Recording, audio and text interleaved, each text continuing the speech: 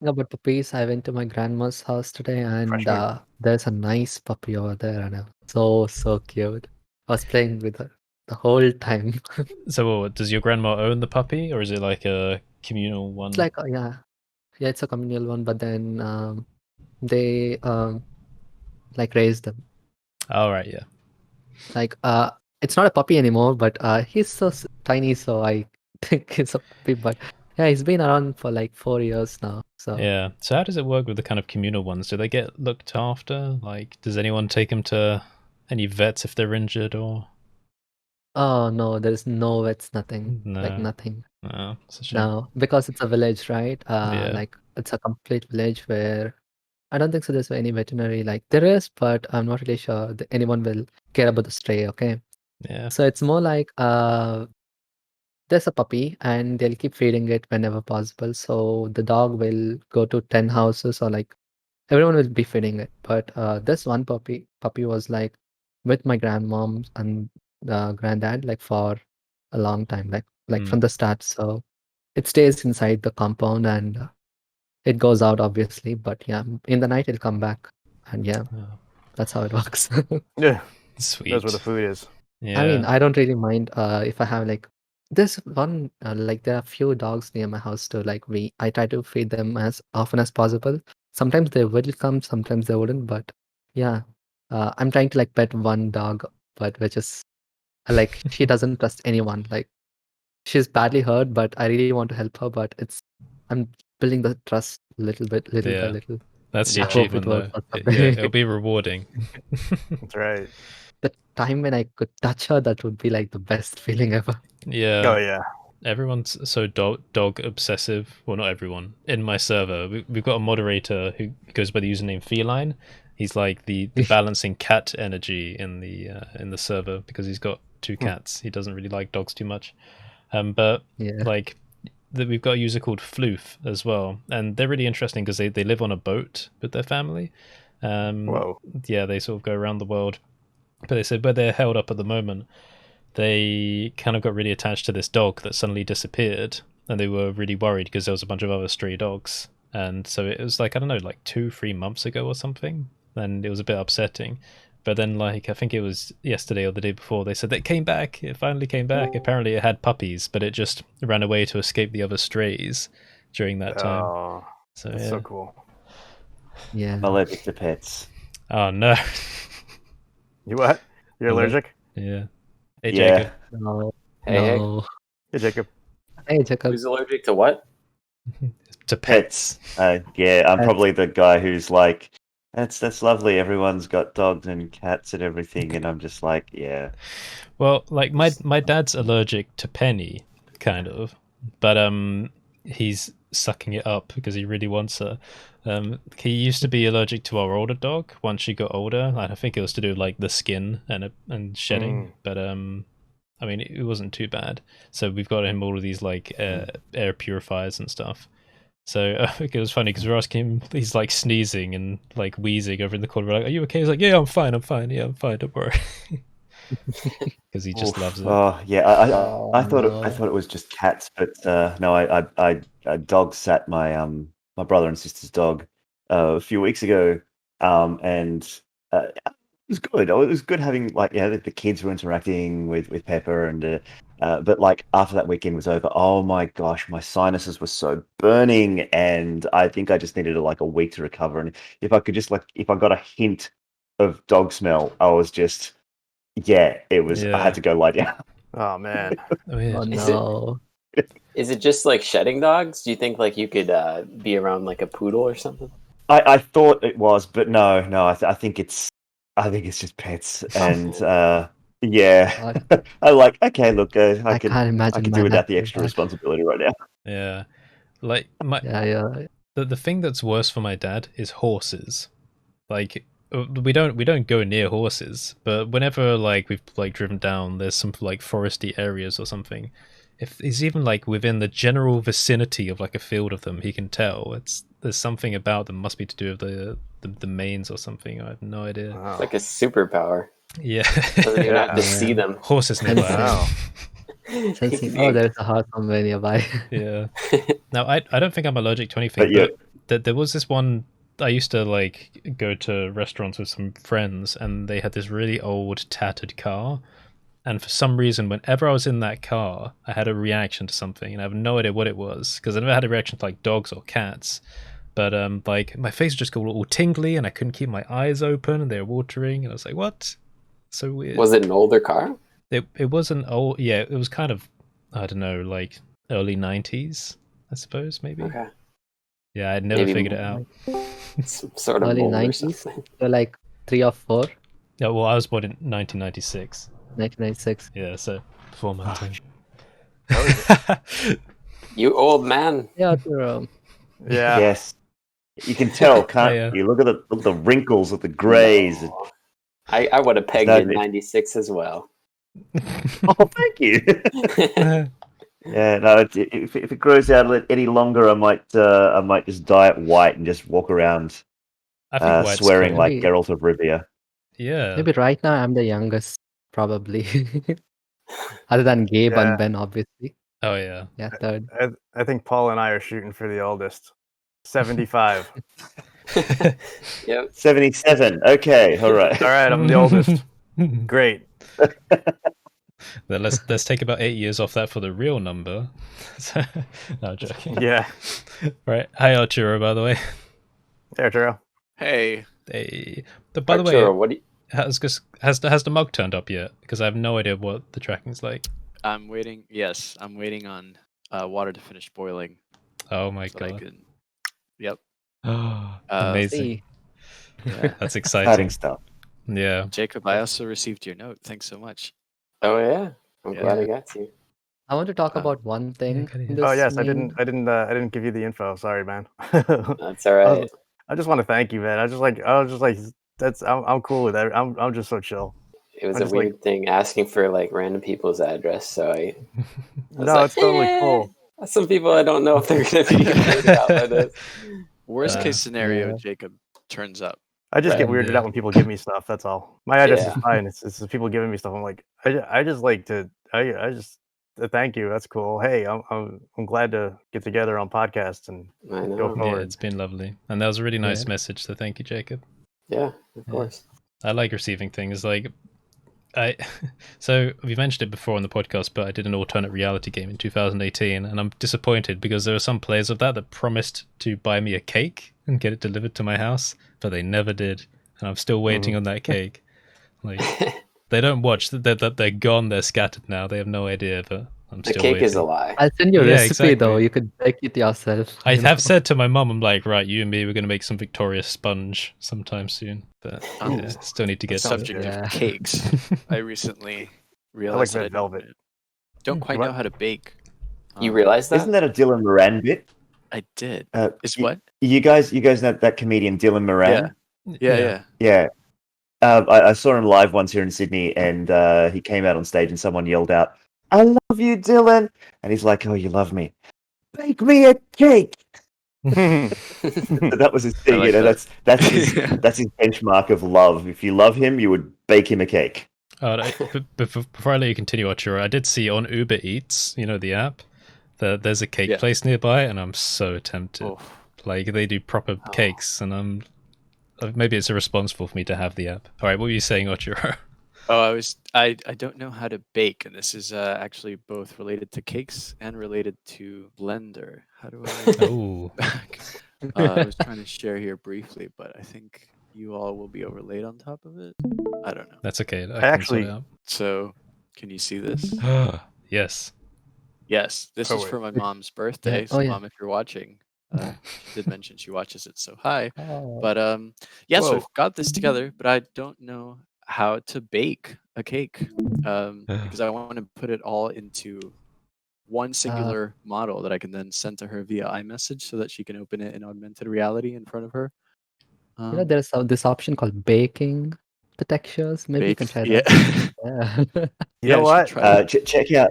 Check out Marco's stuff because he's probably got the most concise stuff here. But yeah, it's not a It's a fiddly process. I mean, I get it. It's not like it's, oh, look, there's the bake button. Bang, I can do it. Yep. No, you got to you got to set up an image. You got to know your resolution, and you got to get that image into a texture and do all this sort of black magic stuff before you hit that bake button. Sort of chant 3 times and stuff, and then it might go over to it. But then if you haven't got the right settings, it won't bake the right settings to it. But once you've got the bake, then putting it back on the model is fairly easy, and then you export to FBX, OBJ, whatever.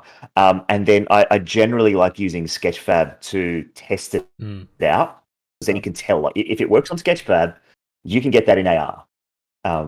That's sort of like the trick. I might send you something either just before Christmas or just after, to sort of give you a quick outline after. No problem. Thanks so much. Yeah, your help with the halftone shader was really fun too. I like going through that and kind of breaking down your process. You all have been working. Maybe you talked about this briefly, but on some crazy stuff like Curtis's metals, modular metals. Oh yeah, we can get into that.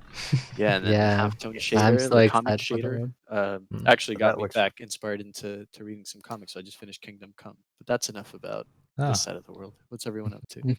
Okay. I had something in mind, Curtis is but I've doing a forgotten. metal pack. There was something else. There was something else I was going to say, say, but I've completely forgotten what it is. You know when you have those brain blanks, just completely. Is it baking related? We're talking about baking. Oh, PolyCam.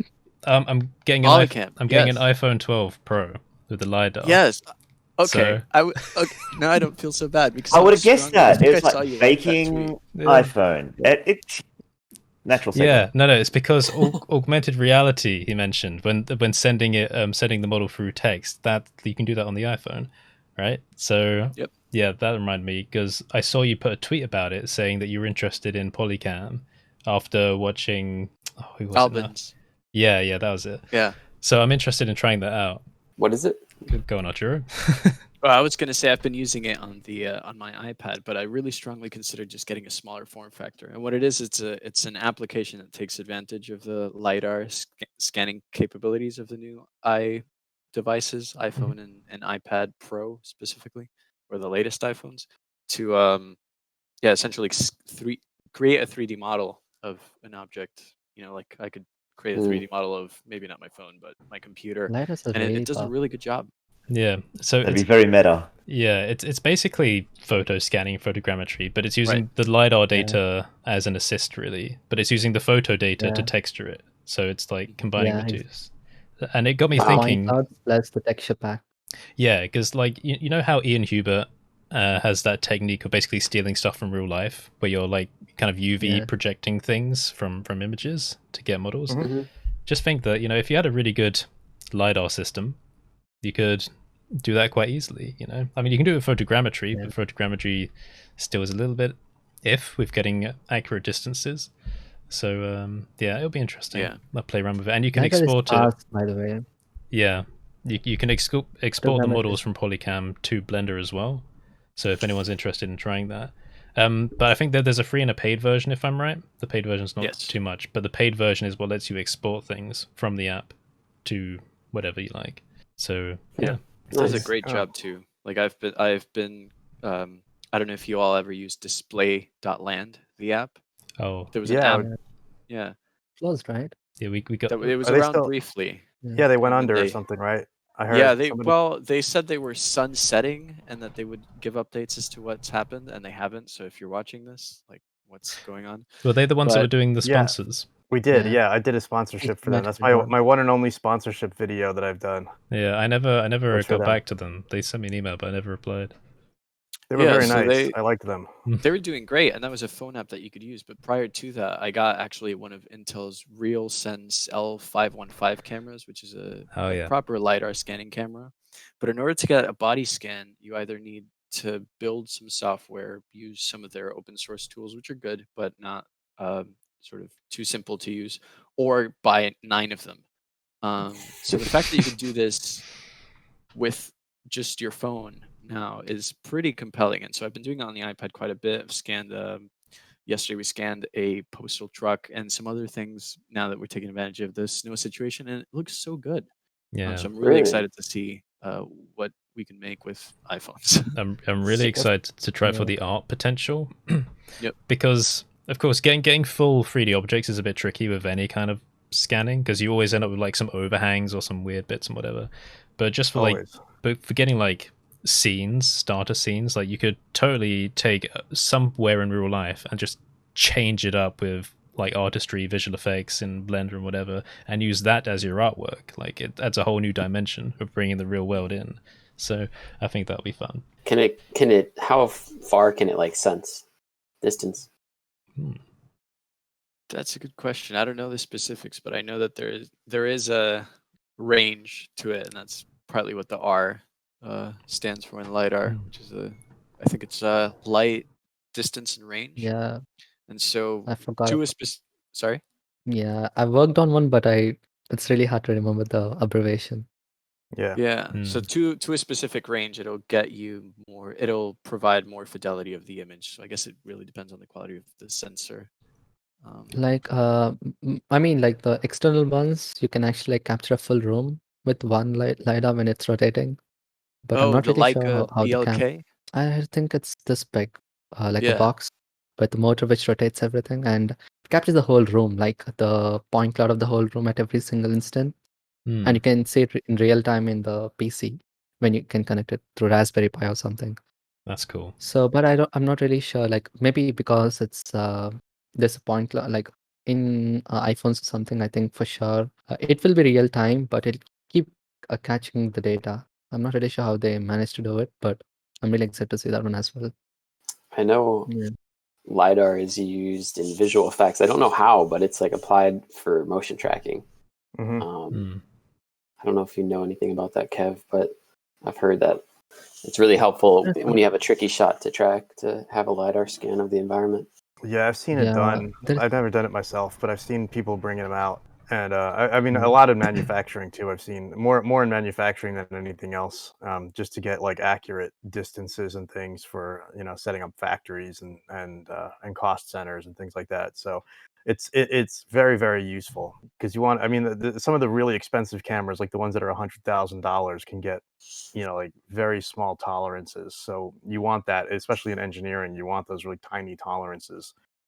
So you want Yeah. those like really, really accurate measurements. I haven't been on too many film sets where I've seen that used. I've seen like in the distance and stuff, but yeah, most of my career now has been in manufacturing and engineering, so I haven't seen too Gotcha. much of that. I'd like to do more visual effects stuff, Did but you- what's that? Yeah, the leap motion. Yeah. Oh, yeah. Have you heard about this one? Yeah. Yeah. Like, is it used anyway? Like, we use it in engineering for like gesture controlling robots or something. Like, we just keep a tiny sensor bit here and we'll like try to move our fingers. And depending upon the gesture we do, the robot will be controlled. But I was wondering if it's there in visual effects or not, the leap motion. I don't know about leap motion, but at my Yeah. dad's work, because he has his special effects business, and then he owns RoboMoco and the London Motion Control Company. And so they've built haptic controllers to control motion bases, which are like smaller scale versions of the robots, and you just move them, and then the larger scale ones will move. Yeah. So that's quite an interesting Yeah. thing. That's very cool. Yeah. Yeah, Sweet. that's like parallel robotics. Yeah. Like you do something here and it'll be doing something there. It's one of my favorite. Like I remember doing something similar, but with a robotic arm. A small version, and it was pretty fun. It was Yeah. so much fun. Reminds me of like those Da Vinci surgery robots that are Yeah. operated remotely. Yeah. So wild. On Potentially, on but- Kuka robot arms, like German, the kind of big orange robot arms that are used to make cars and stuff. On Yeah. the control pads for them, they're very interesting in terms of their design because they've got like 3 emergency switches, or like you have to hold down a standby button before you press like a go button, but the standby button has to be pressed at a halfway position, and that's because like if something goes wrong, the natural reaction for someone is to let go of it, right, or to grip harder. So if it does one of those two things, the robot stops. So you need to hold it in a middle position. But anyway, they've got this interesting thing on the side called the mouse. This kind of cylindrical thing that kind of shortens at the end, and you can hold on to it. But depending on how you move this mouse, moving and rotating, it will control each of the axes on the arm in a corresponding way, and it's really weird to get into. But once you spend a while, it kind of becomes intuitive because it's just very subtle movements and forces can do all these articulating motions on the arm. So it's very It's almost an extension. Yeah, pretty much. All inverse kinematics. Yeah. Right. It's mind-blowing stuff. I mean, because I remember, like, it takes me back maybe 10 years. When was the Nintendo Wii a thing? It's been a while. Probably 10 years Like back, yeah. 15 years ago, yeah. And I remember having my mind was blown by this guy who basically hacked a Wii controller. And I think the big movie at the time was Minority Report, and Tom Cruise's like little AR screen where he'd be flicking his hand. He had those special gloves and everything. And the guy goes, "Oh, I'm going to do this, but using the Wii camera," or something like that. And so he basically hacked the Nintendo system, and in this video where he like put these bits of foil on his fingers, and then he was like doing the manipulation with his hands, and everyone was like, "Whoa, this is amazing!" And now here we are with like lidar and remote controlling Da Vinci bots, and I'm just like, yeah, technology. It moves so fast. I saw on Reddit there was this really cool video of I think it was a doctor somewhere in Europe, maybe it might be in the UK, performing surgery on a banana in America over a 5G connection. And it was like, it's this video of these tiny robot things as it was like slicing the banana and like stitching it back up and stuff. And it was really cool. Over 5G. Yeah. We've got into a mess. This conversation has a messy end. Yeah. It's just like a doctor diagnosing a banana. It's like the banana. It's like it is. What's wrong with me, doc? Remember the grape meme where someone does a surgery on the grape? Oh yeah. Yeah. Oh yeah. They perform surgery on a grape. That was the meme, wasn't it? Yes. Yeah. That's it. That's just it. It's just it's so hard to keep up too, because there's so many different niches in technology, and just keeping up with all of them, and everybody's like doing these, you know, the like expertise in these different niches, and you're just trying to keep up with all of it. It just gives you a headache. Yeah. There's really cool stuff coming and always cutting edge, but it's like, all right, keeping up with it is insane. Yeah, the pace of technology growth is really impressive, but also sometimes it's depressingly slow, or it feels that way, depending on where you're looking. Because like some areas it just flies by, and in other areas, like maybe some areas of medical tech, you're just like, hurry up, please. Yes, medical tech, it's like, I really want to live longer, please help. Yeah. Like I want this stuff to go. But that's like so bogged down in regulations and regulatory stuff that it's, you know, the fast tracking of the vaccine stuff was remarkable. I hope that actually that shows people that you can get stuff done. Like it's just a matter of bureaucracy, really, internal. Yeah. Because I mean, we spoke about this before. The one thing I hate about the whole medical system here, whenever you want like something checked that you think's a problem, you have to book, you have to wait, you have to talk, you have to go through this whole process. Oh, is it this? Is it that? Well, no, let's do like a process of elimination. So let's do these things first and get rid of that. And you think all this time is being wasted. And even when people get terminal diagnoses, they're like, okay, well, we'll come back like tomorrow and then we can talk about this. And I'm like, well, like there's all this space and time, and it's like we have the technology to like instantly diagnose stuff now, but we just don't have it like accessible to people. That's why I really want like personal home, like small scale medical devices enhanced with like AI diagnoses where you can actually see what things are, so that gets immediately reported to like your doctors or whatever, so then you can get treatment rather than have to go through this whole bureaucracy. So I want technology like to catch up there. Those things in the movie Elysium, where you just sit down in the pod, or you lay down in the pod, and it just scans you and it tells you everything that's wrong, and it can fix you right there and there. What's that? Yeah, like passengers as well. Yeah, it's in there. And Prometheus as well. Prometheus has it as well. Pick up from there. Yeah, Prometheus. Everything's got that. Like that's going to happen one day, I guess. The medical hopefully. Pod. My grandchildren will experience it or something. Yeah.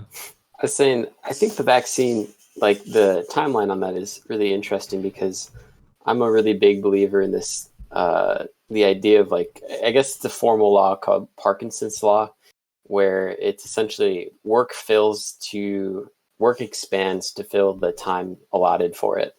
And I've seen that personally for me. And also with this vaccine, it's like, all right, we need this now. Like, and all of a sudden, like what people believe they can do in a certain amount of time is adjusted based on how much time is given for it so oftentimes. Yeah.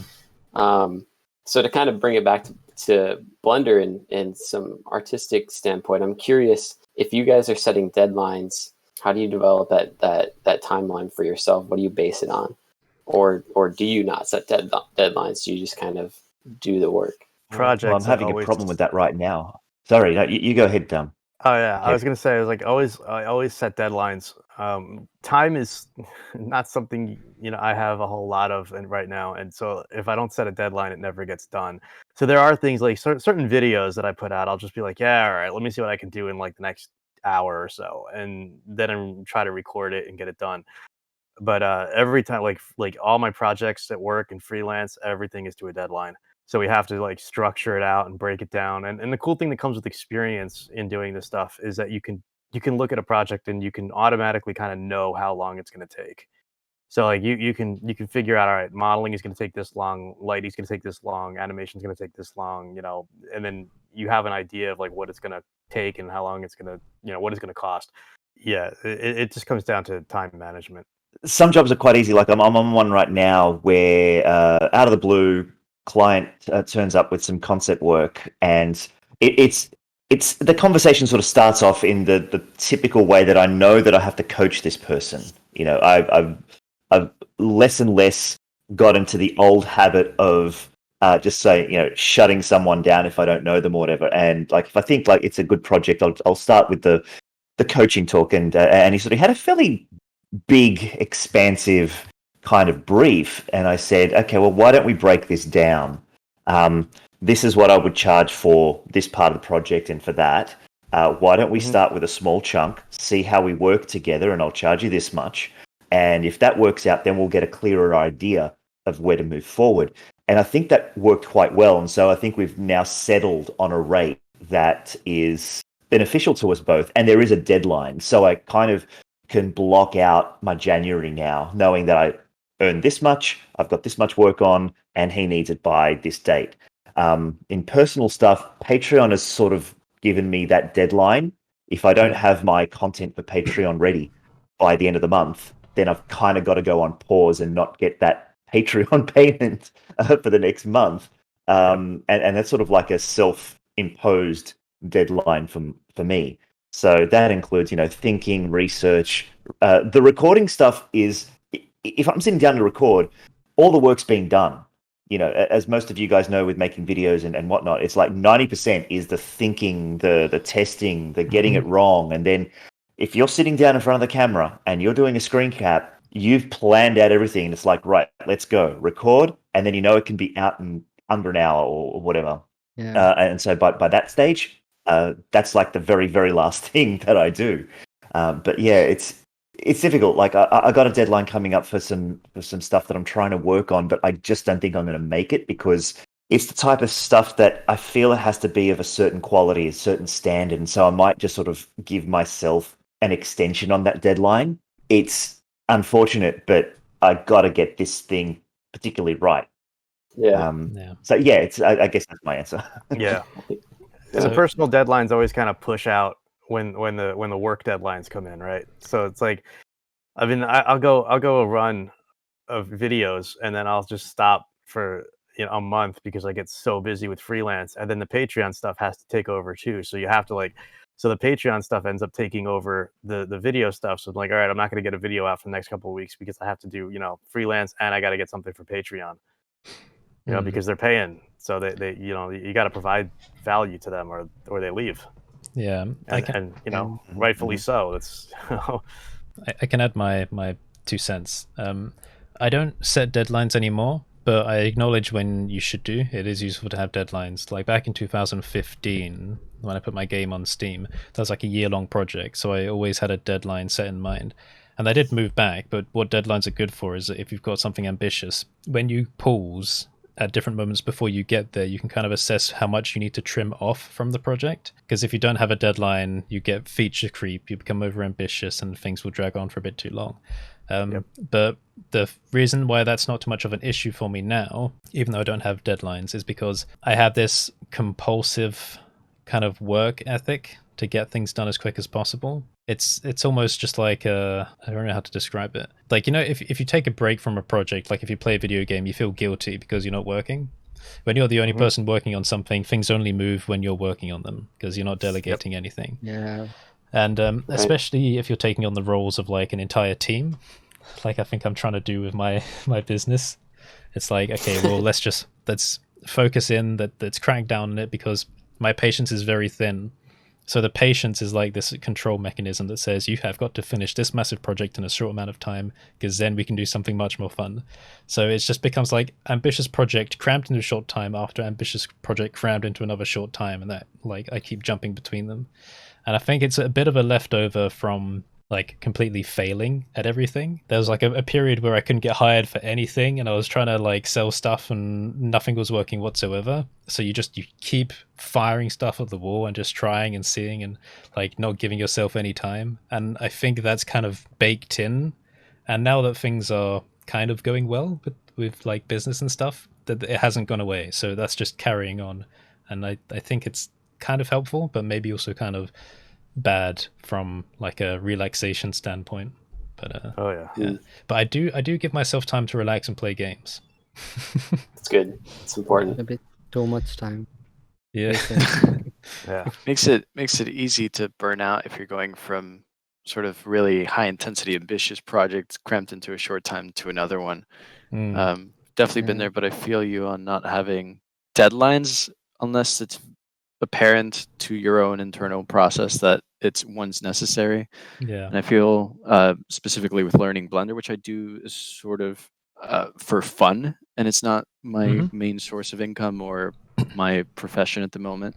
I am very lenient on myself on so long as I feel like I'm progressing in some sense. So if I set out to do a project specifically on creating this cake, for example, didn't come out exactly how I wanted it to come out, but the materials I made all myself with my leftover knowledge from November, and I got to flex that a little bit and try to make it look better than the previous stuff that I made. So for myself, that's okay. And you know, it's okay to say that project is finished and I don't have to sit and tweak it and make it look exactly the way I want it to, because I know that I've progressed some. Yeah.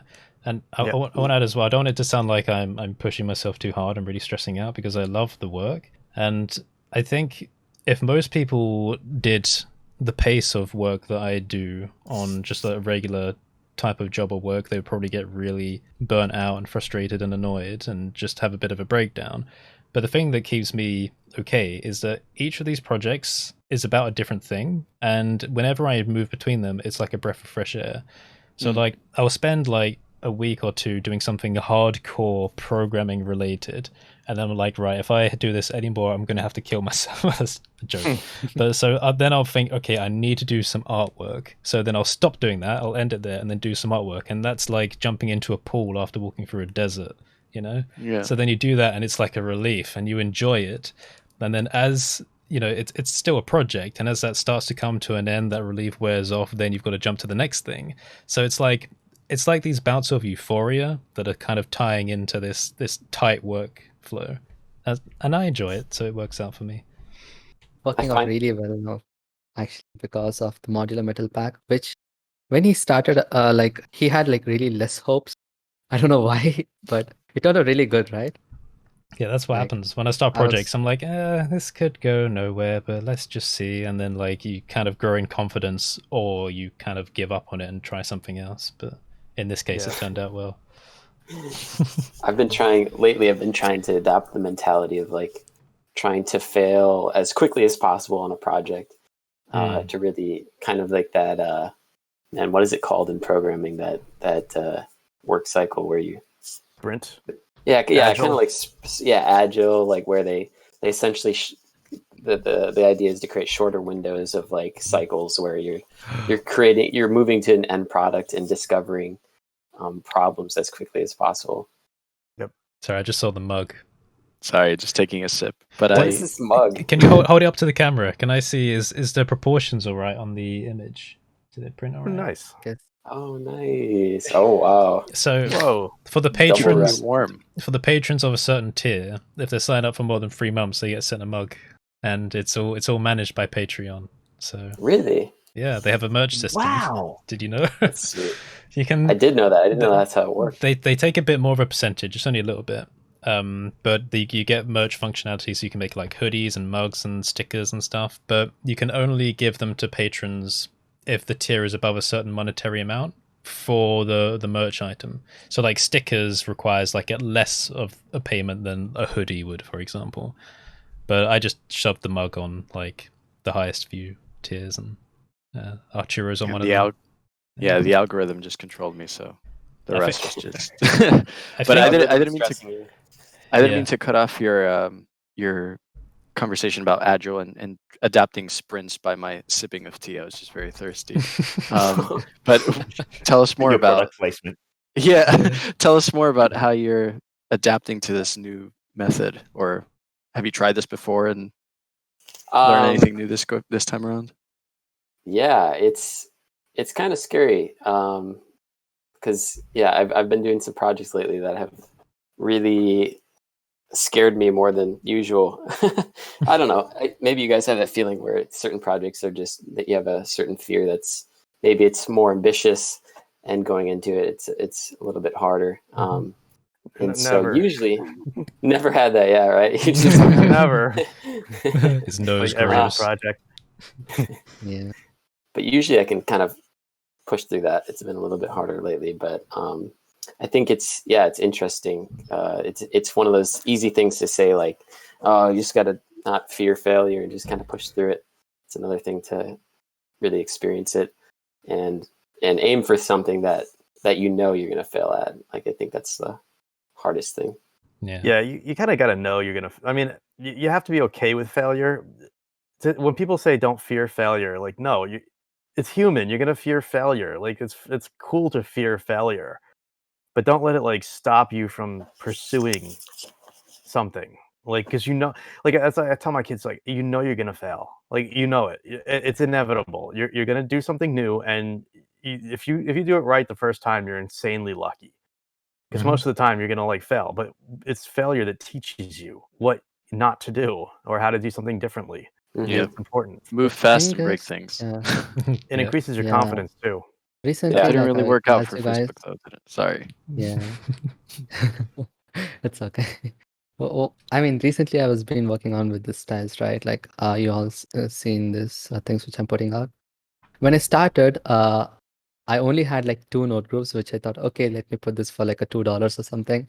But at one point of time, I understood how the whole thing works because of the same thing, right? Giving random seed variation, height variation, and tilt variation. These are the main features of my tiles pack. So I was like, okay, let me try out different patterns and implement the same techniques because I know the process, how this works. And I did 2 more and I understood how this works. So in total, I made 7 in total. Like, I think leave the November stuff. I learned a lot in November, but then this 1 week I learned more than how much I have learned in the first 4 months of my whole node. Wow. Because and also like I'm working on the materials, and Syncratic and Aaron, they're like continuously helping me, and Curtis and few people on the server like really helping me out with all the minor details like lighting and stuff. And I'm really like happy with how it's turning out, but I was not at all confident when I started. Recently the sandstone materials, actually, like, people are really happy with the result. They're like, it doesn't look realistic, but it looks stylizedly really good, but the bricks were like really good. That's what they said. I was like, thank you so much. And someone in the other server compared this to like, okay, it's exactly Simon Thomas, it's not yours. Thank you. I take that as a compliment. Awesome. Yeah, what I wanted to say in the end is like, I was like really scared of like putting out, like, even now, just to press the publish, but I'm waiting for one more day. Like, Yeah. there are like so many things which I want to improve in. Like, maybe I'll do it for the second release or something. Because I keep working on this because it became over ambitious, like we are all talking about, but it scared me a bit today. Like, I didn't touch my laptop today because I was with my grandma's place, but the whole time the thing in my head was like, should I improve it, or should I improve it like even more, or should I just leave it at that? And I Yeah. think it's better if I take a break from this stuff and work on other stuff as well. So I'm putting it out tomorrow. 1.0, I don't know what. 2.0, 3.0, Yeah. 4.0. Charon sent me a message Yeah. earlier saying that he was, scared of putting it out. And I said to him the phrase I've had in my mind for a while, which is, look, no one cares as much as you do, right? That's the realistic take. When you're putting something out, you obsess over all the details. And like when someone has a look at the product, or like they see something, or they're looking at any like minor design decision, that those two words I can never say properly, design decision, they'll just glance over it. Okay, very rarely does someone really get angry about like something very finite, but when you're creating it and you're looking at it, you obsess over every little thing. So I said to him, look, just remember, no one cares as much as you do, so like you got to try and step back, look at it and go, you know what, it's good enough, right? So just put it They're out. like total about 20 node groups, I guess, like altogether. 6 plus 7 plus 5 plus 2. I don't know how much, but yeah, about 20 node groups for 22. $8 without the demo files and $12 with the demo files. Yeah. And for the $4, they're like about 7 demos in it, so which I think is a good price. Did you get the variants set up all right? No, I'm just waiting for the call to get over for your help. Yeah, I'll help you out with that then. All right. Thank you so much. Yeah. Because this is the first time I have like the two variants in the same product, so let's see how that goes. I'm all about materials and stuff. Yeah. I went through a process of maybe, what is it, 2020 now? Yeah, it's been about 2 years.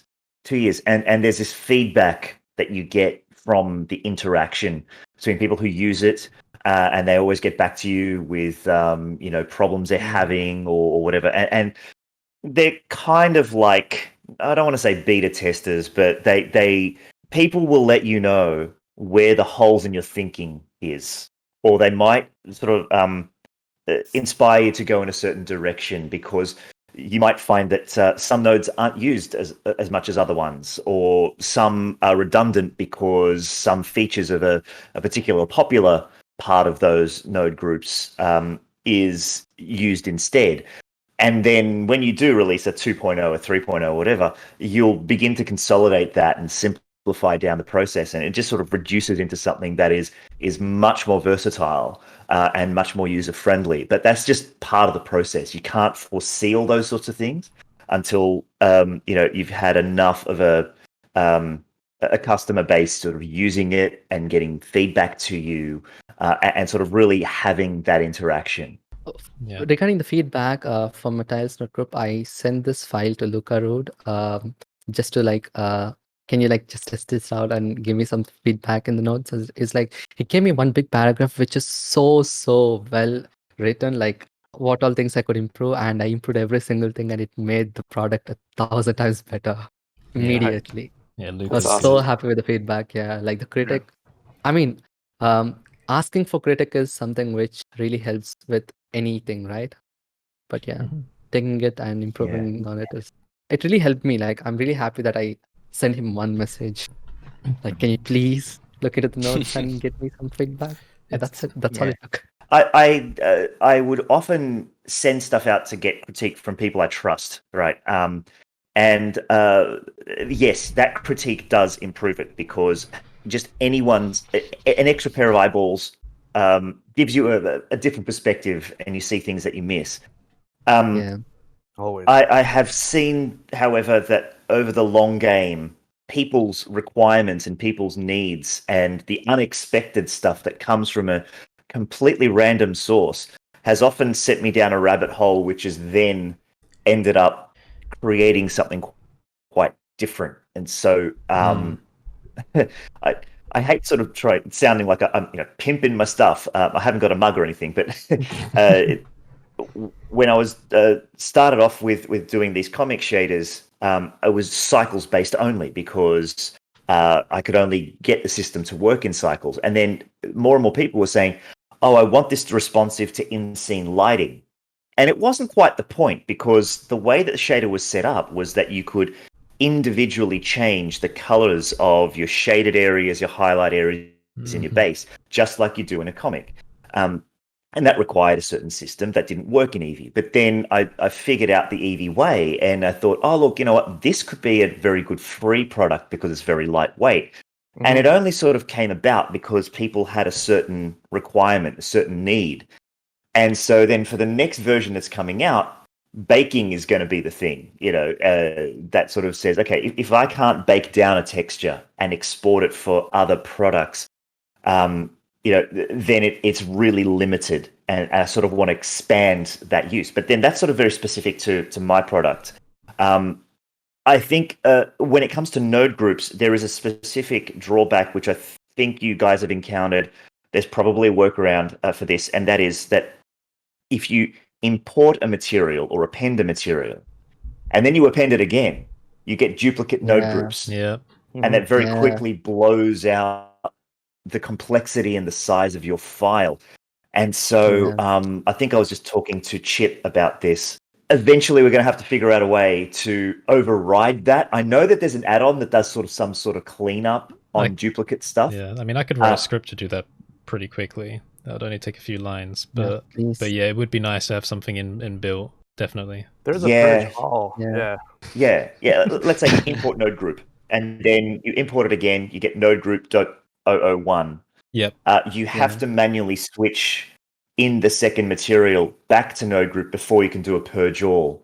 And I think that could be something that is automated, but it's definitely a thing to overcome eventually. Yeah, it is. Curtis said to write a script. Yeah, so now he's on the hook. Oh boy. Yeah. I did to whole tools. I'm kidding. No, actually, I want it because I've encountered this issue like today when doing Modular Metals. Yeah. Because as I said to Sharon, it's a stupid idea to try and pre-plan everything from the beginning. Because when I started off, I was like, right, I'll have all of the node groups in this one file and I'll keep it all nice and tidy. But then you want to make variations of the file to do like beauty renders for marketing. And then whenever you make something new, every single time, without fail, you change something in the node groups. Or like you add a new one or a new preset. So you're like, okay, I'll just add it now. And then you make another beauty render because you want to do something else. And you're adding new things every time. And this old file where you're going to have everything is now like a legacy content. So like I tried to add stuff back in, and then you're like, oh no, well it doesn't do that because now it's duplicating node groups. And I'm like, oh, it's but yeah. So I get it. Yeah. And we are like as was talking before, like me, Curtis, and Syncretic were like talking about what all things can node groups improve on, and we had like hundreds in the list, and hopefully like they'll get back to node editor and make the node groups a way better. Like especially the drop downs and giving the switch conditions. That would really help, like the tile generator node, what I'm making, all it can be under one node group. Like they can just scroll down to whatever tile they want. And it would be really nice to append and stuff. Also, like the colors, they changed it. I don't know why, but shaders should be green, not red anymore. I don't like it. Like there's so many updates though. I really want them to get back to the node groups part, because there are like so many node-based editors which have really good group controls. Like I was looking into this, I don't know, Arnold, I guess. Even they had this, not Arnold, something node-based in Maya, basically. V-Ray? Arnold is in Maya right now. Yeah, Arnold ships with Maya. Yeah. But V-Ray has a nice interface as well. They call it like gizmos, I think. That's what they call it. I have no idea. Like I was looking into some math stuff that someone, like some good YouTuber was doing the math stuff with the other thing. And it really, like the node controls, the way they made the groups was amazing. Like they just had the stick marks for the attributes and everything was added to the nodes immediately. And the controls of the nodes are automatically like inside like a panel or something, like in Houdini, like in separate side panel, like they can just control it over there. Yeah, you have a properties panel. Like they have properties panels that show up. Like in Maya, you have like the hyper shade. You used to have the multi-lister, but they did away with that. That was cooler because it loaded faster. But the hyper shade is like grown so much that it can take over an entire second or third monitor in your office. Like it's pretty awesome. Blender's it's a bit different, but yeah, like the commercial engines like Arnold and V-Ray and Houdini. Montreux and Houdini, they have this whole panel that's set up and you have all the properties that show up and everything. It's really nice. Yeah, I really wish like Blender could implement it, like for the node groups especially. In time. Yeah. The nice thing in Blender is that you can configure the windows to any size you want, anywhere you want, which is really nice. Yeah. Like Arnold is Houdini right coming now, to- you In still have terms to of, split between two monitors. What? Oh, I need a in terms of talking getting stick. controls. Oh yeah, We're no. talking over each other all the time. There's such a delay, I think, between Paul's Yeah. connection. Yeah, false. Yeah. my connection. I think so. Yeah, Yeah. I think it There's a is. little bit in between. It's alright. Don't worry. We'll just Everyone's deal on with lockdown now. Now the internet's on lockdown too. So- Yeah. it. Yeah. Anyway, What were you saying, Paul? Oh, I was saying like if you're talking about getting controls on node groups, there is an add-on called I think the BIS materials Oh yeah. Mhm. library. Yeah. Right. I don't use the materials library, but I use the add-on because it's got this awesome panel on your shader window that Inputs. allows you to configure the inputs. So you can do integer, float, a couple of others. But basically, the hack when you're doing a node group is basically find a node with that control and connect your input inside your node group to that control. So then automatically you get like a color swatch or a slider of a certain type or a float or whatever. But this one allows you to configure them from the outside, so you can set all your inputs, and then inside the node group you can then connect them. So that's how I've done basically switches where it's an integer, it's a 0 or a 1, or a slider with handles on the sides, so that you can go up incrementally instead of always having to slide or type in a number. And I found that extremely useful. And so there's little things like that, but they're generally add-ons. Yeah, BIS one. Yeah. I really like that add-on. Like, I didn't use it much, but it's still in the node panel. I don't know, like, if once you make a node group, it'll still have the same controls if it's imported to the other systems or not. But because you have the BIS, so I don't know if the people. No. You don't. Okay. You don't. No. If you've created the node group, it ports. I've tried it. Oh, that's Oh, cool. nice. All right. Cool. Like, My I Markham don't know how sense it is works. tingling. Just Markham. My Markham sense is Yeah. tingling. Have Yeah. you seen any Oh, evidence, or is I it just better a go feeling? then. I think he should turn I off. can hear him in the Oh. distance. Boys. He released the funniest videos. That Oh, locker yes. room one. Did you guys watch Yeah. that one? Yeah, I did. It was funny. I laughed for Yes. like a half hour just thinking of that. I don't want to give it away to anybody who's watching this, but just watch Markham's locker room video. It's just absolutely hilarious. Yeah, That's- I like that one. That's the His best thumbnails punchline have been ever. great. Yeah. Yeah. But it's really interesting to know like the difference because you guys are creating these shader products. I've always wanted to create a shader product, and I never got around to it for whatever million reasons or excuses.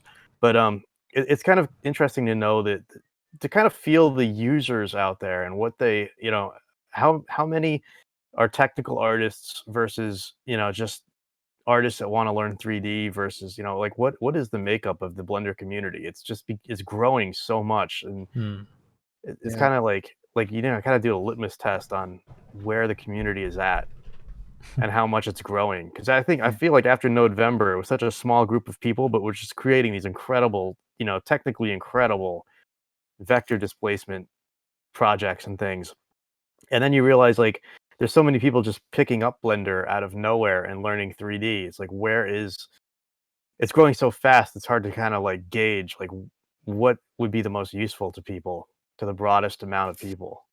Yeah. And end user is something that I've always, well, not always, but like definitely had always at the forefront of my mind. It has to be simple for someone who doesn't know what's going on behind the scenes. That's why I charge the money. It's like I've done the legwork. That's what you're paying me for. So I make it easy for you. Right now, I'm looking at asset packs, but not just for Blender. I mean, everyone's got a Blender asset pack, but like if I can get someone who uses Clip Studio Paint or Unreal Engine to put together a project, I got to see how they work. And so I think as the technical side of things, and it boils down to shaders. What are people going to use the shaders for? And you can never really tell. Curtis, Sharon, you've got these packs. They're going to go out into the world, and then someone's going to use them for something, and then send you a really nice email saying, "You saved my butt. This metal shader is really cool." Or I managed to tile my game with this procedural thing. Thank you so much. it would be really good if I had this feature. And then you're going to get that feedback from an end user who doesn't know what's going on under the hood. Yep. And you can never sort of tell. I'm always ready for like improvements. If someone like, can you add this feature? Like, I'll try my level best to do it. Yeah, but it's never going to come from a technical standpoint. It's someone's that isn't going to say, well, why did you use the multiply node? Why didn't you use the modulo? Or why didn't you use a greater than plugged into a blah, blah, blah? They're always going to say, why does this not work when I put in a point light? Because that's what they know. Yeah. And so then you've got to kind of reverse engineer that and just go, right, what's the whole thing with the point? Well, where's that not working? And then you go back and, everything becomes legacy, like Curtis said before. Yeah. But it really comes down to that end user, right? I mean, and that's kind of this quintessential question about Blender itself is where's the user base at? Where are they coming from? And what are their needs? Because on this chat, we can all go in and hack the node tree. Like we can go and we can do all this crazy stuff, right? Because we've been using it for a while. Like where is the interest at? Like and the end user thing is it comes down to this. What are the goals of the people in the Blender community? Are they learning Blender because they want to do their own projects? Are they learning Blender because they want to work in studios at some point? Do they want to take this professionally? Is this a hobby? Do they want to use Blender just to do 3D print? Do they want to use Blender to do comics? Like what is the end goal? You know, and what's the median end goal? If you can like it's generally it's generally what you can't know. I think it's all of the above. I know, but until you put out a product and you inspire someone, something tweaks in their brain that says, oh, I saw this in a video game. Like you have no idea how many emails I get about people who just go, oh, can I port this to Unity because I want to make Borderlands? And I'm like, yeah, not exactly going to work because, exactly. It's not one. But then you know that is a goal. Suddenly it's like, oh, video games. That's what people want to make. Okay, fair enough. Can I make a product that allows them to do this? And then you're down so many rabbit holes. It's sort of like, oh, great, I need to learn a bit of Unreal Engine. I need to learn a bit of Unity. I'm not a games guy. I like playing them, but I don't know anything about that interface. And so suddenly it's like, all right, do I put 6 months aside to learn it? And then in 6 months, people's goals change. Something else comes out, and then they're like, oh, I saw what you did on this video. Can I use it for my AR? Can I, put something on my phone and send a cake to my grandma? And so suddenly you're 6 months behind, just going, right, how do I do that? And it's just this constant. I think it's just life, It's just the back and forth that we get, Yeah. When I'm but that comes down to the evolution of technology and the evolution of user bases. Because we're so close. And that's the thing I mentioned in the Discord before. It's like I've been so close to this industry for so long that it's hard for me to even like if I create a product to sell, I'm kind of like I'm so close to all of this stuff that I don't even I can't objectively look at the whole and go, unless I start packaging up stuff that I've used in production for years. I'm like, I look at it and go, where is the industry? Like where's the user base? Yeah. And I guess that's a question you all ask yourselves too, and it's kind of frustrating one. From my perspective, when I make things, my primary audience is not the audience. My primary audience is myself, because I'm always thinking, I'm always thinking, well, what am I going to use? And the thing is, because I just want to make art. Like at the end of the day, that's the thing that I can just do on autopilot all day, every day. Like if I really wanted to.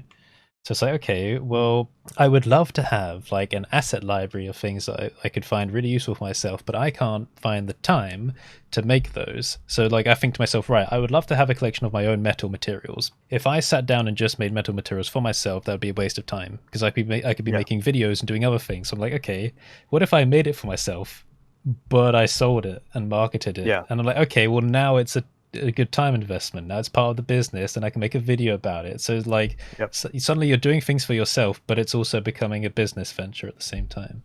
So that's the kind of perspective I take. That's the wise. Thanks for thinking that way. You got a beautiful medal pack. The wise really Hannah Montana. Life is what you make it. Yeah. That's the perks. So you gotta find the pivot points and the flips, and the way to kind of in some way justify the time spent to yourself, especially if you've got sort of the kind of mind that is prone to thinking about, oh man, but I really shouldn't dive that deep into it. It's kind of going back to Jacob's question earlier about like projects that are difficult and that we're kind of fearful of. I'm currently working on one of essentially creating a virtual production, and I've talked about it several times, but I have no idea how to use Unreal, really. I've opened it twice, and once was by accident. It's awesome. And so that's a thing that has to happen before January 4th to some degree. And I would also like to bring it somehow back into Blender and use Blender for this tool. While there's different ways to do this, one of the big questions is like, how do I justify this to myself? And I think that finding that pivot is maybe where a lot of people might be. I don't think it's just me feeling that way, right? So I think that where is the Blender community? I think wondering, should I be out there saving the whales, or should I be learning a little bit more about how to do this? I think as much as it is good to focus on the users, I think it's also, there's something to be said for like what you find passionate will add quality to your work, and people will also latch onto that. And that's the perk of being a teacher, is like anything you want to learn can essentially be a product of some sort. That's true. Very true. But I've got to head out, guys. Okay. Oh no. Yeah. Good talking. Nice speaking to you, Jacob. Bye. Happy holidays. Continue Merry again. Christmas. Yeah, Merry Christmas. Yeah, Merry Christmas. Yeah. Happy New Year. All right. Merry Christmas. Bye. Bye. That does I gotta. Sorry, Curtis. I was going to say that conversation reminded me of, when Captain Disillusion, I think, has he only done one Blender conference show, or has he done a couple? Yes, I was there We did 2018. one Blender conference, 2018. and another one. It just reminded me Subsequently. of a joke he made about making tutorials from things he had learned the night before, and that's Yeah, just what that's we're the same one, saying. Turn your learning into a a very business. shorter one and a better one. Yeah. Yeah, Yes. there's a lot of that on YouTube. There's Yeah. something like really, maybe not. It's somewhat related, but I was thinking about, Paul. You helped me out when I pasted that message in the chat about the halftone shader. In about like 20 minutes, Paul had sent me a 14-minute YouTube video or something like that on sort of like a breakdown of what he saw in the file and what sort of changes could be made. And like 1 minute in or 2 minutes in, you open my shader editor and you just go, "Sheesh, what is this?"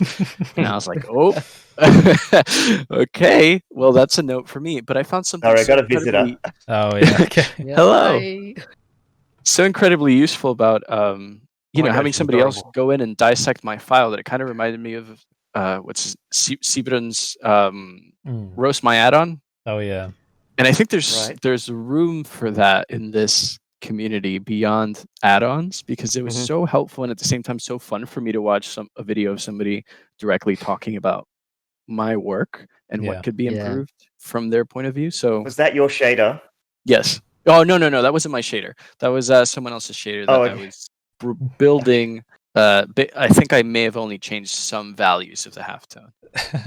Paul was like, I I'm was really building on close to somebody else's. unfriending you right now. Yeah. Yeah. Yeah. Yeah, I'm like, oh, did I insult this guy? No. I saw the redundancy in it, because the reason I could get back to you so quickly is because I'd been down that rabbit hole already, and it's work that I'd just gone, well, what if I'd done the trial and error, and it was, I'd done weeks and weeks and weeks, and then just something, the penny dropped and the Alleluia chorus sang in my head, and it was like, yeah, and I was like, oh, I could just use that texture with a couple of nodes, and bang, you've got this halftone. I think the hardest thing about, am I breaking up here? No, you're not. You're right. No, You're fine. you're not. You're good. Yeah, and I knew how to simplify it. And the thing is that, it's the keep it simple, stupid rule that you bake it down to its bare essentials, because everything else will just get a little too confusing. And when you're making something like a halftone, this is the problem with things like halftone. I don't want to go into a digression here, so somebody stop me if I go too far afield. Why it doesn't port to things like Unreal or Unity is because it's an in-camera trick.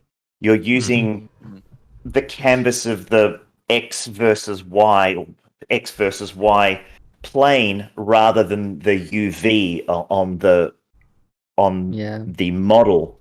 And so you need to find a way of translating that to another program if you're going to use that outside of Blender. So it was an interesting thing, but I think what you were getting Arturo was that, yeah, we have this pool of knowledge. And being at a couple of Blender conferences, what I really like about that is that you do get a bit of an inkling of the end user, because what Ton really likes to do is he likes to bring in people who have been doing unexpected things with Blender. And so you'll get someone who's worked for NASA, someone who's working for, I don't know, a whale sanctuary trying to, follow pods of whales, or, all this stuff. And they just go, oh, and we came across this tool called Blender, and then we discovered that the particle system was really good at blah, blah, blah, blah, blah. And all of a sudden people are just going, wow, you can use the particle system to track whales or something like that. I'm just half making stuff up, but you know what I'm saying, right? Yeah. And it was all these uses that came out from an end user perspective, but that no one had ever actually suspected the software was capable of. And it's not that Blender is used specifically for this purpose. It's just that it was repurposed for something that you didn't know it could do. Yeah, that reminds me of one thing that blew my mind semi-recently, was when Ben was doing his EV displacement thing, that he was showing how you could use it to preview a 3D volume of MRI data and colorize it. So he was like moving the slices back and forth, and I was like, hold on, you're looking through someone's chest cavity from like, or from, this is X-ray data, but because it was set into slices. So he was like, okay, well, we can turn that into like a 3D space, and he was like moving back and forth between it, and I was like, that's mad. That is, I love that. Yeah, it's too bad he's not on today to talk about it. That was really cool. He streamed it on BlenderNest as well, right? Yeah, he has spoken about it a little bit, and I've done my video about it as well, so people can look it up if they're interested. It's very cool, and he's got lots of stuff on Gumroad as well. BBBN19. He's put on a human eyeball guy thingy. That it's based off his face. Yeah, he's recreating his face. I said he should put a unibrow and a mullet on there as a joke. Nobody got the joke. I was like, oh. No, blank. Blank. I partially got the joke, but I think everyone blanked on that. I was like, oh, it was a joke. Someone in the audience is laughing. Everyone else is rolling their eyes. Nobody knows what a mullet is anymore. Thank God.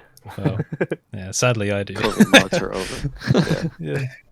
Anyway, I just wanted to speak about the Modular Metals project, because we kind of alluded to this a bit, but it's been interesting doing this, because all of a sudden I'm talking to Syncretic a lot, and like other Node people as well, and I wasn't doing that beforehand. And because this is a kind of field where I'm making stuff that I haven't done stuff like this before. I mean, I made the ambient grunge node, but it was just a small little tool. This is the first time I'm actually like diving in really deep with nodes and making a paid product out of it. And when I'm doing that, I'm thinking, right, this isn't really my territory, because especially after November, you think, okay, well, nodes belongs to this community of people that have been doing all this crazy stuff. But then like when I'm making this, everyone from like those communities is going, wow, that looks amazing. And I'm just thinking, if you could see the nodes, it's really simple. Like, it's really simple stuff. There's nothing compared to like all this maths crap that's been going on. but like, that's because I'm thinking about it on like a technical comparison perspective. But what I'm forgetting is that I have the artistic perspective, where I'm layering things up and I'm producing something that looks brilliant, which in itself is a separate skill. So yeah, it's been interesting just trying to resolve that, because I'm like comparing, and I'm like Syncretic is really sweet, but he's asking me to have a look at his nodes, and like he wants to have a look at my nodes, and I'm like, oh, you'll probably throw up when you see mine, and he's like, no, if anything it'll make me feel insecure, and I'm like, no, you can't say that, because your stuff's amazing. Like when I look at your stuff, I'm going to feel insecure. So yeah, you guys are both really good. That's a great point though, thinking about how it. Yeah, one sec. Like what I'm trying to say is Syncretics ceramics are the best, and we have metals. He's the ceramics guru, and we have a metal guru.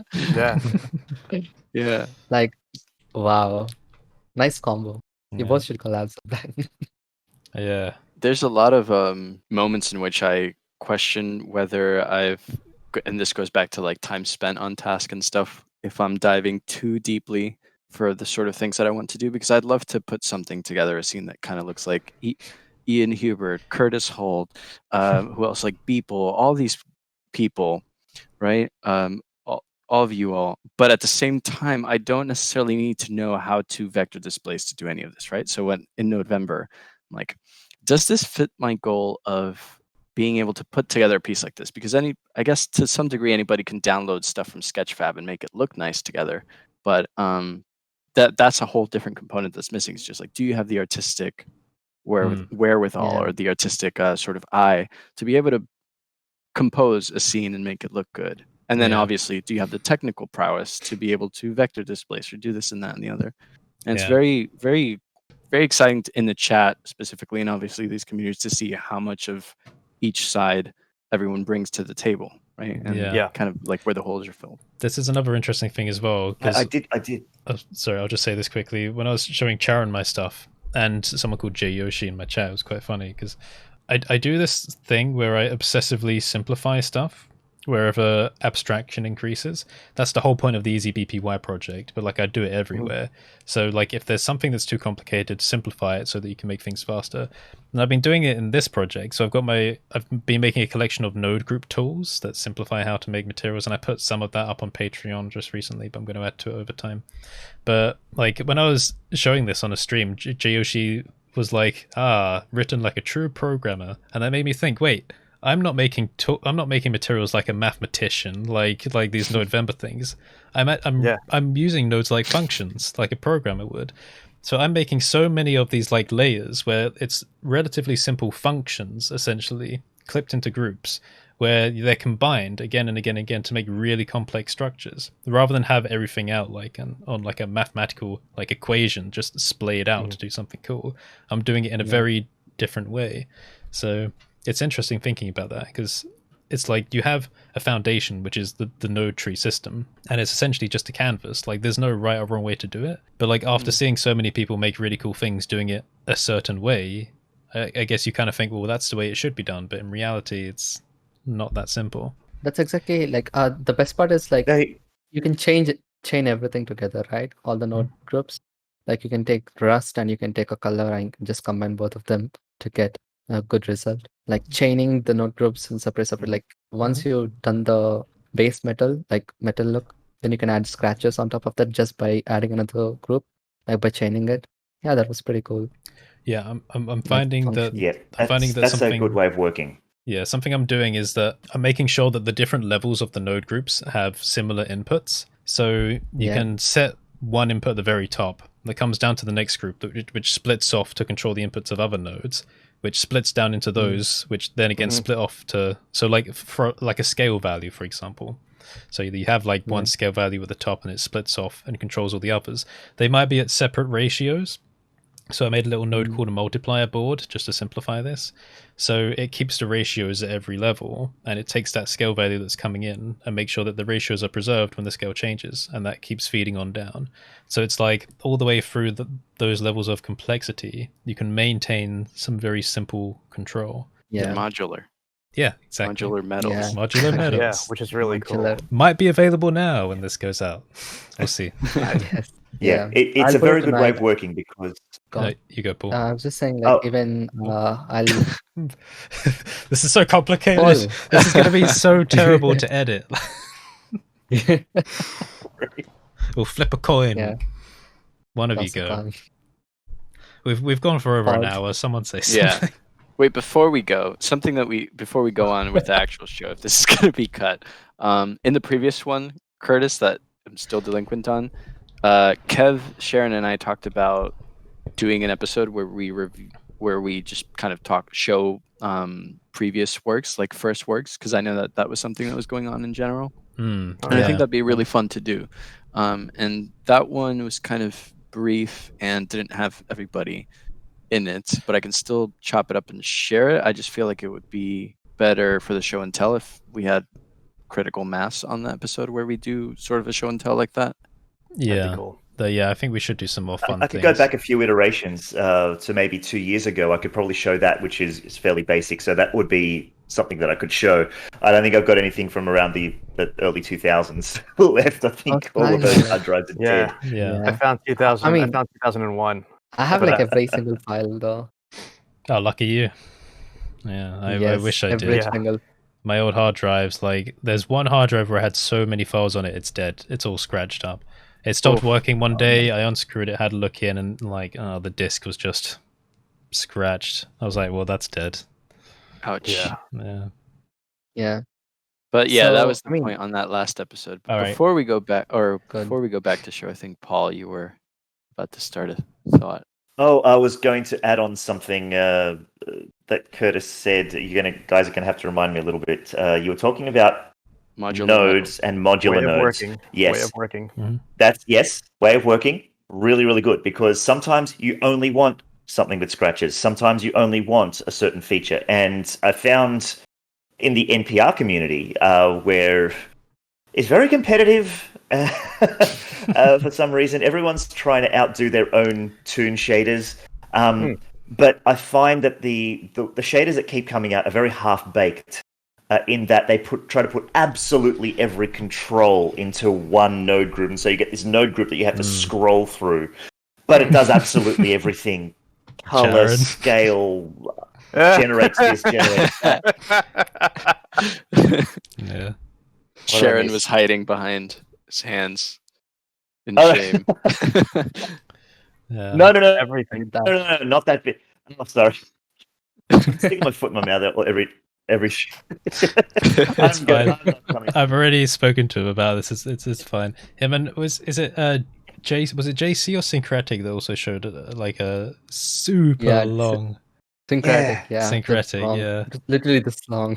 I mean, I love it, but this is why we need foldable regions, like categories on node groups. It makes Yeah. things so much Which better. server was this in? Was this My server? It's in your server? Yeah. Yeah, I had to go back into some of these servers and see what's going on. Uh-huh. Yeah. Yeah. It's like we Yeah. just hang out in the voice call for the whole day, basically. Yeah. Just I know. talking about nodes. Oh, I get it's- into conversations and then I like lose all of my time, and it's like, I love conversations because I love talking to new people, but I'm like, oh. And then I look, it's like 3 hours have gone by. I'm like, what are? Yep. Well, that was 3 Mhm. hours that I had, and now I'm not going to have that for another week. But my wife's about to start working. I know she's going to knock on my door and just go, "I need you to take care of the kids, honey." I'm going to have to go soon anyway. But what I was trying to get at is, Curtis and Sharon, you're doing the right things in trying to break them up into smaller chunks and say, okay, this node group controls this feature, this node group controls this feature, then you combine them if you want both. Because sometimes you don't, and it actually expands the versatility of your product rather than limit it. Because people like to think in very modular, small, usable chunks. Directly. I think that's sort of it will power back even further. You'll find a certain control be switched over to another node group and so on. It's just going to be the course, part of the course, really. All right, so I like the idea of doing the whole looking at previous works things. I think we should change BlenderNest a bit for next year. Try and always evolve it, because I mean, we can have discussions every week and just talk about crap because the world's always going to change. But I think it'd be nice to have some little fun things to do every now and again. And I had this. Oh, sorry. Go ahead. I'll probably put this in the video, so if anyone has any ideas, feel free to drop them. Because we can do portfolio reviews as well. If people want to submit stuff, we can look at our own work. I think doing actual games would be a little bit too complex because we'd have to set stuff We up have to beforehand. one day we should stock Curtis' old artwork, which is in his Instagram. God, they're I've hidden some stuff on there. Oh my god. yeah, Go but ahead. still, they're really good one. Yeah. But All the way back. So ideally, as well as discussions, fun things that other people on the server can just jump in and take part in without any pre-preparation or thought. And oh my god, here's Markom. Oh, Markom. We do it. It happens. It's amazing. My Markom sense is tingling. Paul goes out, Melody. Markom comes on. Yes. Hey. Oh, hello. Correct. Wait, is that light? It is. It's like 8:20 in the morning. Nice. Wow. Well, nice. We've been recording for 1.5 hours, so we had Paul on Yeah, I here as woke up. well. Yeah, I know. I saw, and I'm like, Yeah, oh, Paul quick, let me just jump left. on so I can abuse him. But And you jumped on. Yeah. Okay. Paul jumped off, you jumped on. It's Interesting. amazing. Too much Australian energy. Yeah.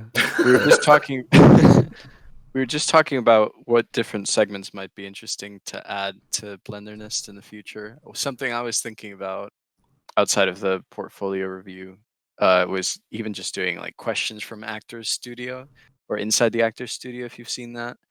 Yes, got I did. a Yeah. list of like 10 questions, like what is your favorite word? What is your favorite curse word? What profession other than your, and I think these are great questions to get to know people. So Mhm. something like that might be interesting just for people who maybe it's their first episode, first time tuning in, Yeah. or first time joining. Mhm. And we'll get more people on the podcast next year as well, because we've already got some people on the list. But if anyone's wondering why we haven't had people on for a little while, I said that we're not going to do it until next year because it's just a little bit to manage. So The chat gets kind of crazy already.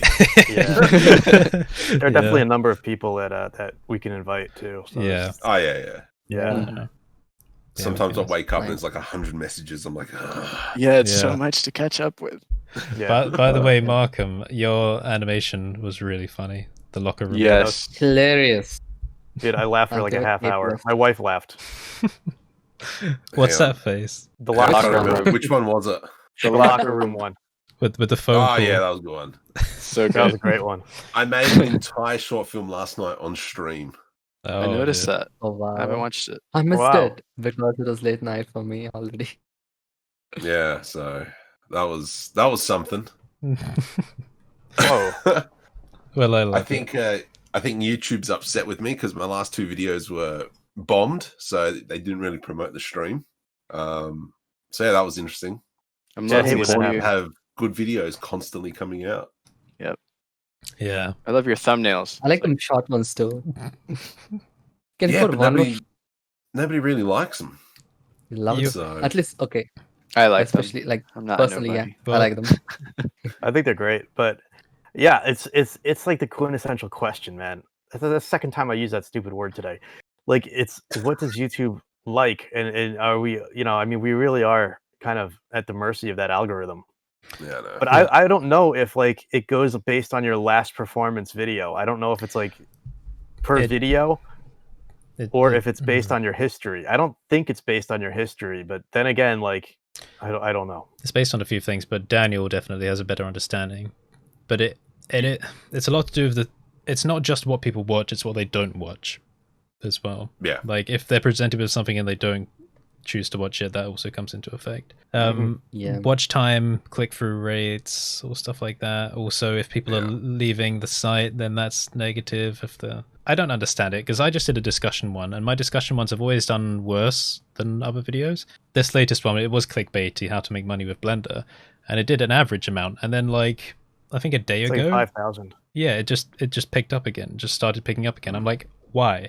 Like, no one's talked about it. None of the other discussion videos have picked up. Maybe it's because other people did the videos on money, like CG Matter, Josh Gambrel did it. But we released videos on the same day, so why did it pick up then? Like, I don't understand. I think CG Daniel's Matters was probably the the best one. What's that? I mean, like the video, how to make money with Blender. CG Matters was the best, and yet the most useless. Yeah, I loved it. It was brilliant. It made me laugh. I was trying. it was hilarious. Yeah. I was waiting for a delivery. I was on my phone watching it, and the dog was sleeping, so I was trying to be quiet. But when he said Pornhub, I laughed out loud. I was like, oh no. Yeah, but I think Daniel's definitely probably got the. I don't know if he has it down to a science, but it definitely seems like he does because that's just amazing. Yeah, well, I'll say to Markham that you haven't found it yet, but there definitely is a market for weird animations on YouTube. It's such a big thing. Because even I'm subscribed to weird animation channels, but Yeah, it's just a matter I'm of getting following there. this one called Markom Studios, I think. yeah, that one. So weird. That's one, yeah. That I one. love Yeah, it. I subscribed to that one too recently. It's kind of funny. The problem is Yeah. getting out from the Blender community seems to be more difficult than we think it will be. Now, Daniel's managed to do it pretty well, but Yeah, that's because he's found the right YouTube pop culture avenue to follow. Yeah. If you want to do something a bit different, I mean, I was kind of thinking, well, maybe the discussion videos would reach a different audience because discussions are also a big thing on YouTube. Well, I haven't managed to touch on that really with mine, and likewise, you're having a bit of trouble with the animations. But I think it is possible, just tricky, just takes time. I mean, and that's why the second channel started up, because it's not a Blender channel, it's a short film channel. Mm. And now I'm starting to go with kind of like the Blender, the Unreal Engine audience, all that kind of stuff. This is what's possible. Yeah. So- Yeah. Oh, I'm the second subscriber for the channel, by the way. Nice. Which one? Yeah, the Oh, second Studios. channel. Markham Oh, yeah. Studio. Yeah. Wow. So I'm really glad that you mentioned that in the live stream. yes. Yes. I mentioned you. I mentioned Curtis because somebody was asking about Easy BPY. Oh, Yeah. So we're having a discussion on that. Paul. Yes. So I got Paul to do a voiceover. I need you Nice. guys to do one as well. Got to think about next short film. But the cheat is I just jump on Reddit and look at jokes. Where's Link 2? So does everyone. You know what? I think that I wrote that poorly. So yeah, I'm gonna have to do another one. And I think it really worked out well doing like a phone conversation because I was able to get someone who's actually turned out the voice quality was kind of pretty good, but I can use someone whose mic isn't the best. And so that's now going to enable me to reach out a lot further to a whole bunch of more people. That's clever. Yeah. Yeah. Just That was record the phone genius. call. Yeah, that's straight up Yeah. deep. So there's a few jokes that I've come across. Don't spoil That it. I could. No, I'm not going to spoil it. No. That I might even be able to do like in real time, like prank phone calls. So animated prank phone calls. Oh yeah. Tricky boys. There's an Australian comedian that used to do it. Hilarious. He was Nice. a wog. Do you guys know what wogs are? Oh, Hayden tried to explain it to me once, but I've forgotten, I think. So they're kind of like the Italians, the Greeks, the Balkans. Yeah, okay. that have yeah, come I over. remember. Yeah, I remember. It's kind of like that Upset. whole culture. So technically, I'm classified as a wog in a certain way, but I'm not like the fully sick mate. Mate, I've done up my car, lowered it, mate. The lights. Anyway, Wonderful. Watch a film called Wog Boy. Wog There we boy. go. That'll explain everything. Wog boy. I got some pretty strong South African vibes there. That was Sippy frickin'. It's African. yeah. It's African. Who are the other guys? Mango something. I don't know. Anyway, I'll find that in the Discord. But they're another group who just do parody of like Italian fathers. Yeah. And it's just hilarious that just so many people can relate to that because we all know like an Italian person. When I was your age, I was my age. So that was 90% of my high school was Italian. Oh, Sushi Mango, yes, there we go. Go watch those guys. Sushi Mango. Did I tell you about the time I was Wow. in South Africa when Benedict Cumberbatch got kidnapped? What? Yeah, I think I heard that. What? What? Yeah, Did I hear that right? Yeah, he got caught. So, you don't know about this? Okay, what was it? Was it To the Ends of the Earth? I think that was the name of the film. My dad was doing special effects on it. I think it was To the Ends of the Earth. It might have been. It's something about. It's a film about a ship. Anyway, Benedict Cumberbatch plays a kind of young guy on there. They were filming it out in Richards Bay, which is just a nice area. And it had like this kind of port area. I remember seeing him there when I went there. My mum had to point him out. He was wearing all these white robes. But apparently while they were out there, they got carjacked. Him and a female... What's the word? I don't know if she was the lead or not, but someone else. But they eventually got released. I don't know the whole story. But we weren't told about it while we were there because we were just kids. But yeah, it was a bit of a situation. no, we need the full story. Like some. I mean, you can look it up on just Google. more about it. Yeah. Yeah. 2000. 2000, there we go. So I was about 4 years old. Was carjacked and abducted in South Africa. Wow. There you go. Wow. I'm not making it up. Yeah, crazy stuff. Crazy. 2000, the year I was born. Yeah. Wow. Yeah, I mean, Yeah. like, I was only 1996, but even I feel old because on my server, everyone's like, well, not everyone, but most people are much younger. It's like, oh yeah, I was born in like Whoa. Everyone is 2000, younger. 2003. And I'm like, really? I What? was playing Pokemon in 2003. Yeah. Jeez. I was in Oh wow. I was playing. 2003. I started my first year of trade school. God, like, okay, so I hate it when people say I had things. my master's degree at 2005, so. No. I don't like it. Such a baby. When people say stuff like, you know, like 2010, it wasn't really that long ago. Kids born in 2010 are 10 years old now. Like, I know. When you think about it like that, it's like, oh no, damn it. Oh no. Yeah. I remember being in class in 2010, and now there are kids that can insult me online. I know. I was in 5th grade. I was like, oh. Yeah. Wow. 2010. 5th grade for me was what, Yeah. 1985? Ooh. Ooh. Yeah. Good decade. Jeez. 85, That wasn't even a 86. thought. Wow. You're old. Yeah, but I still look young. You're still Yeah, you are. I'm still 27. It's got a 27 young forever. skin. I do. forever young. If I do this, Yeah, you don't have many wrinkles, Kev. see? No, I don't. Yeah. You're I'm in young. LA, aren't you? I am in LA. I could do the Botox stuff. But I'm like, no, you know what? I'm not putting poison in my face. I'll age. All right, I'll age. I'll be cool with it and whatever. Like, I don't What's the care. point? Naturally, There's like, no point. I'm yeah, like, I'm just gonna age, and that's gonna be it. that people don't like the Filters. reality, but naturally aged people just look better.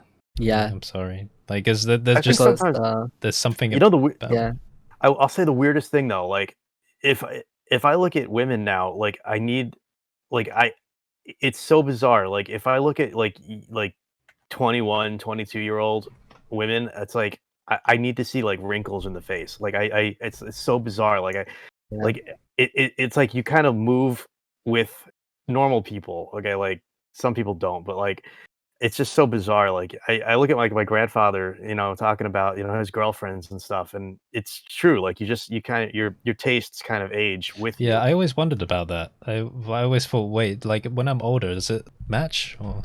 But yeah, For I guess me, so. I feel like it does. It's the coolest thing ever because like I like 21, 22-year-old women now look like babies to me. Like it's too young. It's almost like even though like it's they're full adults, I'm kind of like, oh, I kind of stay away from it. And it's just like I don't know if it's not a psychological thing, but it's just bizarre. Like you kind of like move with it. It's like the weirdest thing. Interesting. Like you wouldn't think it does, but they do. I mean, the whole like human growth cycle is kind of a weird mystery anyway. Just like how all of that information is stored in tiny DNA. Crazy. I know. It's the weirdest, most bizarre thing. And when you're young, when I was like in my 20s, I mean one of the shockers for me was when I graduated college and my first job, and I'm working with people in their 40s, and I thought they were so old. And I'm like, and I was so depressed. I'm like, is this the rest of my life? I have to like mingle with people in their 40s, and like now I'm in my 40s, and I'm like, yeah, whatever. I still feel like I'm in my 20s. Like mentally, I do. I still feel like I still go to bars. I could still party. Like, yeah, like I can't, because once you have a family, it's like, all right, forget it. Your time is.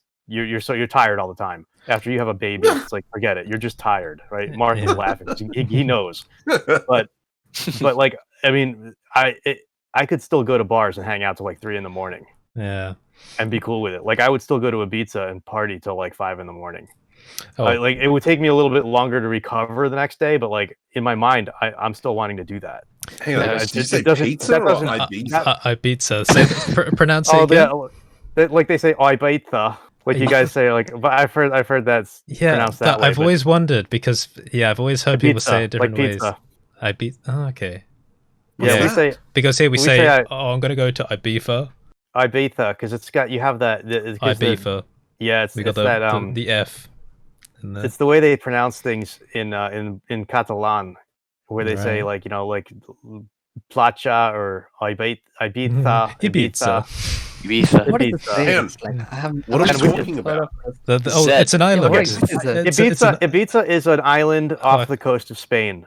Okay, I thought everyone knew that. Sorry. And it's like it's kind of been, it's known until Croatia came along, like as the party place. Like it's known as like the party island in the world, or at least it was basically. Like in the 2000s. Like I remember when like Paul Oakenfold was doing like mega sets. I remember that Paul guy. Oakenfold. Yeah, remember him? Goodness. Like was doing progressive. Like 92? they were. it was like, yeah, it was like 2000, the year like 98 to 2000 was like the height of progressive melodic, euphoric Ready, trance set, music. go. Yes, melodic trance music was huge, and I remember I was on that island like at the height of it in a club called Pacha, which is like defined by two little cherries, and it was like the oldest, most, I don't know, it was an awesome club, and it was like the height of the whole thing, and it was just insane, and yeah, I just still would do that now. That's how crazy it is. Like that doesn't age out of you. Yeah, interesting. I can't remember if I've been there. I might have been on a cruise once, but I'm not sure. Oh, it's an awesome island. People were so cool there too. Yeah. I like Spanish people. Oh, I love Spain. Thanks. Barcelona. Like Barcelona. Barcelona. Yeah, I love Barcelona. Yeah, I've been there as well. Oh, that's such a great city. Interesting. I did take my wife to... It's a lot more dangerous than 2000, though. Oh, it's crazy, man. You go out on the streets, like we were staying in a hostel called Kabul, what they call the El Barrio Gotique, the Gothic Barrio. Yeah, it was a section of Barcelona, and it was just one strip called La Rambla. And in the daytime, La Rambla is like filled with merchants and like all this cool stuff, right? At night, it's like a ghost town, and no one wants to go out because people were getting mugged and beaten, and like it was just. But we still went out and we had a good time. And but it was crazy. I mean, we were watching people get mugged. It was like, what? We were joining in on the muggings. Lekker time. Yeah, we were like joining in. It was like, but it was like the same few people I saw night after night doing it, and like Same people I kind of wanted to like throw myself in there and just just like stop mugging people. stop it. But then I'm like, no, I'm gonna pay the holiday somehow. I don't know the laws here. Like, I don't know what happens if I trip this guy, like, and he breaks his nose or breaks his mouth or breaks his neck. Like, do I go to jail? I'm not getting involved. But man, it was crazy, but crazy nights. Yeah. Anyway, it was very cool. I want Markom to make a short film on this thought. Like, what happens if should I mug him or not? Should I mug him? Should I stop the mugging? Should I videotape it? I know it. Ethical mugging. What I do? Yeah. Okay. This would be such a nice. Hang on. Let me quickly write the idea down. I'll make it. Yeah, I was like, I remember I was on the balcony and I'm looking down into what's this courtyard called Plaza Real, and I just watched these guys who couldn't get into the hostel because it was full, and they're sleeping like on this, in the courtyard, and I watched these dudes come up. And like they take his shoe, one of the guy's shoes, he's sleeping, put it up to their foot and go, yeah, that'll fit. Take off their crappy shoe, put on his like new, sneakers or whatever, and just like walk off. And I'm just like, oh my god! I could turn to my friend. I'm like, dude, that just happened, right? Like we just watched that happen. Like this, it was like this. It was crazy. I think Barcelona's changed quite a bit since then. But man, it's hard to know what to do in situations like that because I know you just don't. Like we didn't have my cell phone was in an apartment in New York. Like I'd left it there. I couldn't because at the time we didn't have my cell phone wouldn't work in Europe for some reason. Like it was early on when cell phones just became like widely available. Yeah. And so I left it in my friend's apartment in Manhattan, and we just took off on flew to Spain. And I was like, I don't have any way to record this. I can't call anyone. There's no phone here. I just have to watch it. Yeah. Ellie and I watched somebody pull up on a bicycle next to another bicycle, take off the rubber of the tire of the bicycle, put it into the back of their own bicycle, and then pedal away. And it all just happened so smoothly and so quickly that we were like in shock, and it finished processing long after the person had left. We're like, did he just? Yeah, like that happened. Yeah. Yeah. Life comes at you fast. Yeah, I went on a Mediterranean cruise in 2008. I think that's when I went to Barcelona. It was quite nice. Some nice touristy areas, but it was fairly clean, quite big. It's huge. Yeah, their architecture's interesting, although they've copied some of ours. They've got like a miniature version of our Gherkin building from London. Oh, nice. Yeah, it's just a small one. But no, it's quite nice. They've got a nice stadium there for when they hosted the Olympics, I think. Yeah, they have the Olympic Port Olympic area where they have all the it's still there, and they have like a lot of bars and clubs there. It's really cool. Yeah, we made the mistake of walking there one night, and we got all the way out there, and I met these two girls, and I recognized their dialect because they were from Argentina, and I was like, and I started talking to them in Spanish, and I said, are you from Argentina? And they're like, yeah, you're American. Like, how do you know that? You Americans are stupid. I'm like, well, not all of us. and it was just awesome. But I ended up kind of ruining their night because I was I told them there was going to be a party back at the hostel, and so we should go back to where we were staying, and normally there would be, and there was like beer and all sorts of stuff there, but like we had walked from Port Olympic back to La Rambla, and it like took forever because we didn't know where we were going. Yeah. And we get back there and like everyone's sleeping, everything's closed, and the girls were like so pissed, and we're like, okay, we'll just take you to the train station, and they just got on the train, and I felt so bad. Yeah, because that Olympic bit's like off in the hills somewhere, I think, like just out of the city. I can't quite remember the layout properly. It was weird. It was like north. So I remember like we had to walk north, and instead of like being smart and like figuring out the trains or figuring out like just to take a cab, we like walk it, and it was really dumb. Yeah. So if those girls are watching, they're not, but we apologize.